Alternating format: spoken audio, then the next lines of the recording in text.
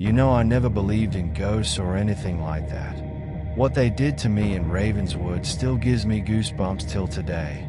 Here's what happened to me. I had just moved into this gorgeous old Victorian house out on the edge of town. It was everything I ever wanted: big windows, creaky wooden floors, and so much character. Locals were telling me not to move in, however. They said the house had bad history. Some even claimed it was haunted. I laughed it off. Come on, haunted? Yeah, right. I unpacked the first night and found this old grandfather clock in the living room. It was ticking. Now what made it even weirder was that it wasn't even wound up.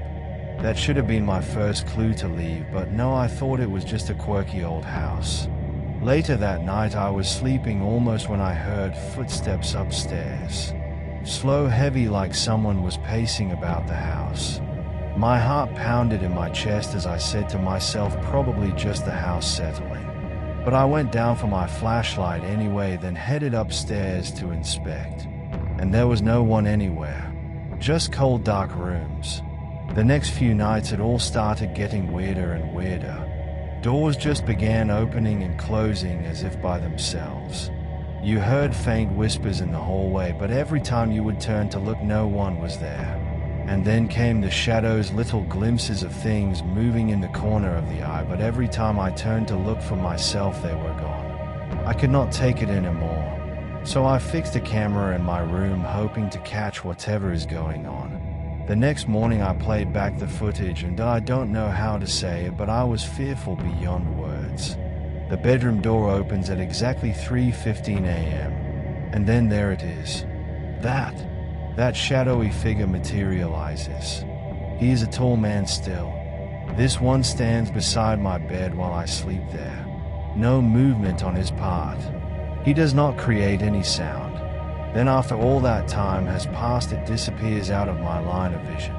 I called a paranormal investigator the very next day.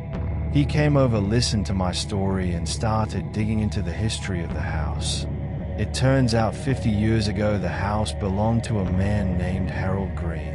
He disappeared one night and nobody ever knew what happened to him. Some said he was murdered, others said his spirit never left the house.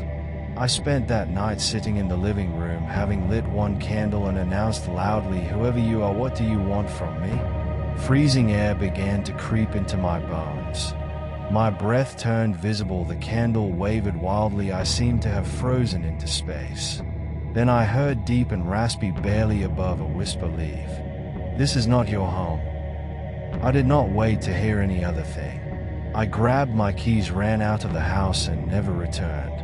A few weeks later they demolished the house, but even now people say they hear whispers and see shadows near the ruins.